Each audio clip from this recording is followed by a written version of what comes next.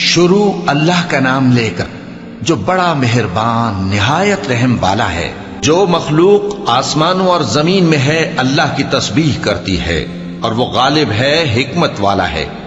آسمانوں اور زمین کی بادشاہی اسی کی ہے، وہی زندگی دیتا ہے اور وہی موت دیتا ہے، اور وہ ہر چیز پر قادر ہے۔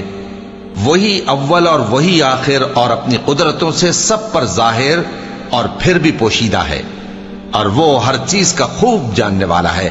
وہی ہے جس نے آسمانوں اور زمین کو 6 دن میں پیدا کیا، پھر عرش پر جلوہ افروز ہوا۔ جو چیز زمین میں داخل ہوتی اور جو اس سے نکلتی ہے، اور جو آسمان سے اترتی اور جو اس میں چڑھتی ہے، سب اس کو معلوم ہے۔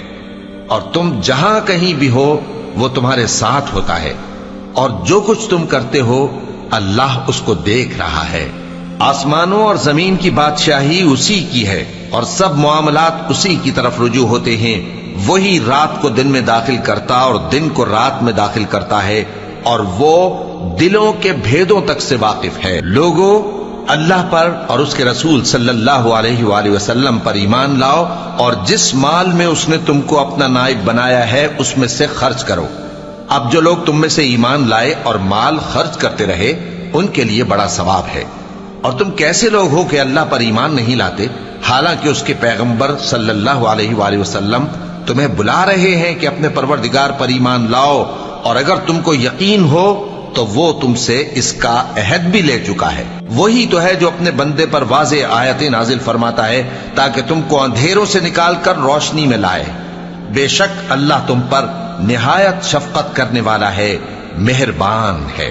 اور تم کو کیا ہوا ہے کہ اللہ کے رستے میں خرچ نہیں کرتے، حالانکہ آسمانوں اور زمین کی وراثت اللہ ہی کی ہے۔ جس شخص نے تم میں سے فتح مکہ سے پہلے خرچ کیا اور جنگ کی، وہ اور جس نے یہ کام بعد میں کیے وہ برابر نہیں۔ ان کا درجہ ان لوگوں سے کہیں بڑھ کر ہے جنہوں نے بعد میں مال خرچ کیے اور کفار سے جنگ کی، اور اللہ نے سب سے ہی ثواب نیک کا وعدہ کیا ہے، اور جو کام تم کرتے ہو اللہ ان سے واقف ہے۔ کون ہے جو اللہ کو نیک نیتی سے قرض دے تو وہ اس کو کئی گنا ادا کرے گا، اور اس کے لیے عزت کا صلہ یعنی جنت ہے۔ جس دن تم مومن مردوں اور مومن عورتوں کو دیکھو گے کہ ان کے ایمان کا نور ان کے آگے آگے اور داہنی طرف چل رہا ہے، تو ان سے کہا جائے گا کہ تم کو بشارت ہو کہ آج تمہارے لیے باغ ہیں جن کے نیچے نہریں بہ رہی ہیں، ان میں تم ہمیشہ رہو گے، یہی بڑی کامیابی ہے۔ اس دن منافق مرد اور منافق عورتیں مومنوں سے کہیں گے کہ ہمارے لیے انتظار کرو کہ ہم بھی تمہارے نور سے روشنی حاصل کریں۔ ان سے کہا جائے گا کہ پیچھے کو لوٹ جاؤ، پس وہاں نور تلاش کرو۔ پھر ان کے بیچ میں ایک دیوار کھڑی کر دی جائے گی جس میں ایک دروازہ ہوگا، جو اس کی جانب اندرونی ہے اس میں تو رحمت ہے، اور جو بیرونی جانب ہے اس طرف عذاب ہے۔ تو منافق لوگ مومنوں سے کہیں گے کہ کیا ہم دنیا میں تمہارے ساتھ نہ تھے؟ وہ کہیں گے کیوں نہیں تھے، لیکن تم نے خود اپنے آپ کو بلا میں ڈالا اور ہمارے لیے گردش زمانہ کے منتظر رہے، اور اسلام میں شک کیا، اور فضول آرزوؤں نے تم کو دھوکے میں ڈالے رکھا، یہاں تک کہ اللہ کا حکم آ پہنچا، اور اللہ کے بارے میں تم کو وہ شیطان بڑا فریبی فریب دیتا رہا۔ تو آج تم سے کوئی معاوضہ نہیں لیا جائے گا، اور نہ کافروں ہی سے قبول کیا جائے گا۔ تم سب کا ٹھکانہ دوزخ ہے کہ وہی تمہارے لائق ہے، اور وہ بری جگہ ہے۔ کیا ابھی تک مومنوں کے لیے اس کا وقت نہیں آیا کہ اللہ کی یاد کرنے کے وقت اور قرآن جو حق کی طرف سے نازل ہوا ہے اس کے سننے کے وقت ان کے دل نرم ہو جائیں، اور وہ ان لوگوں کی طرح نہ ہو جائیں جن کو ان سے پہلے کتابیں دی گئی تھیں، پھر ان پر طویل عرصہ گزر گیا تو ان کے دل سخت ہو گئے، اور ان میں سے اکثر نافرمان ہیں۔ جان رکھو کہ اللہ ہی زمین کو اس کے مرنے کے بعد زندہ کرتا ہے۔ ہم نے اپنی نشانیاں تم سے کھول کھول کر بیان کر دی ہیں تاکہ تم سمجھو۔ جو لوگ خیرات کرنے والے ہیں، مرد بھی اور عورتیں بھی، اور اللہ کو نیک نیتی سے قرض دیتے ہیں، ان کو کئی گنا ادا کیا جائے گا، اور ان کے لیے عزت کا صلہ ہے۔ اور جو لوگ اللہ اور اس کے پیغمبروں پر ایمان لائے، یہی اپنے پروردگار کے نزدیک صدیق اور شہید ہیں۔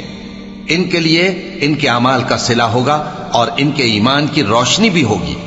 جن لوگوں نے کفر کیا اور ہماری آیتوں کو جھٹلایا، وہی اہل دوزخ ہیں۔ جان رکھو کہ دنیا کی زندگی محض کھیل اور تماشا اور زینت و آرائش اور تمہارے آپس میں فخر و ستائش اور مال و اولاد کی ایک دوسرے سے زیادہ طلب و خواہش ہے۔ اس کی مثال ایسی ہے جیسے بارش کہ اس سے اگنے والی کھیتی کسانوں کو بھری لگتی ہے، پھر وہ کھیتی خوب زور پر آتی ہے، پھر اے دیکھنے والے تو اس کو دیکھتا ہے کہ پک کر زرد پڑ جاتی ہے، پھر چورا چورا ہو جاتی ہے۔ اور آخرت میں کافروں کے لیے عذاب شدید اور مومنوں کے لیے اللہ کی طرف سے بخشش اور خوشنودی ہے۔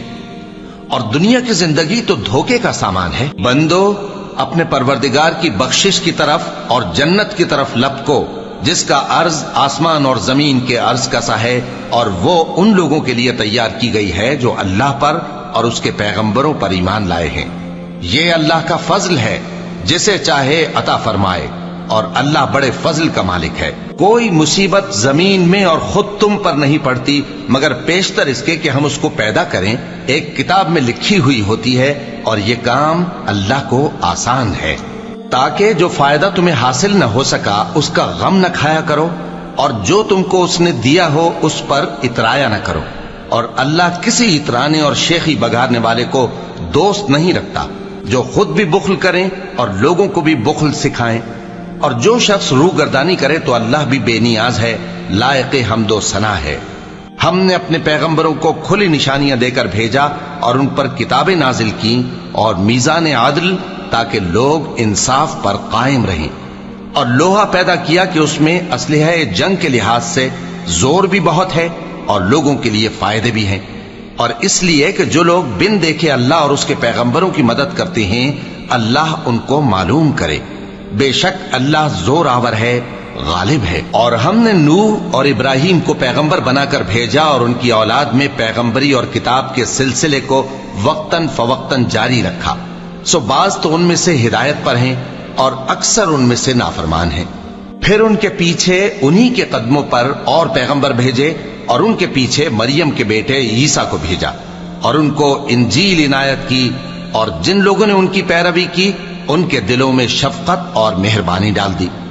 اور ترک دنیا والی نئی بات تو خود انہوں نے نکال لی، ہم نے ان کو اس کا حکم نہیں دیا تھا، مگر انہوں نے اپنے خیال میں اللہ کی خوشنودی حاصل کرنے کے لیے آپ ہی ایسا کر لیا تھا، پھر جیسا اس کو نبھانا چاہیے تھا نبھا بھی نہ سکے۔